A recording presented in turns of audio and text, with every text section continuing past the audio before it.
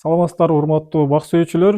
Бул видеодо сиздерге алмаларда зигзаг жолу менен калем аркылуу кыйыштырууну көрсөтүп бермекчибиз. Биринчи эле жыйынтыгынан баштайлы.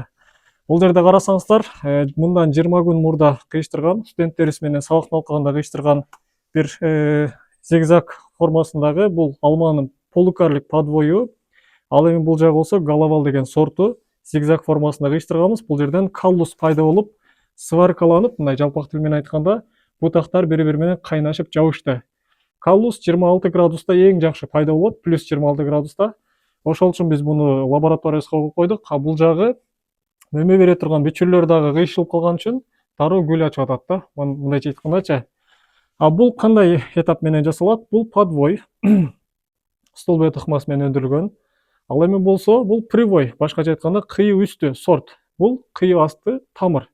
Бул тамырды биз оору зыянкечке, биотикалык стресстерге чыдамдуу болгондугу үчүн колдонобуз жана бою жапыз болуп тез мөмө бергендиги үчүн. Эми биз буну 3-төн 1 бөлүгүн кесип алдык. Бул жагынан болсо тескерисинен 3-төн 1 бөлүгүн зигзаг формасына кесип алып туруп, моундай кылып бири-бирине тилдерин кийгизгенде, дилжикли инглиз ашы деп коет муну түркчө, зигзаг формасында англисче N деген тамга окшогон бир нерсе келип чыгат. Үстүдө 1 же 2 дана бүчүр калса жетиштүү. Мондай стретч пленкалар менен биз буну байлайбыз, байлап туруп, жерге прямо отургузса болот же атайын бул жерде кыйышканын күтүп, анан кийин ачык талаага да отургузууга болот. Бул даяр 1 жылда көктөп өсөт.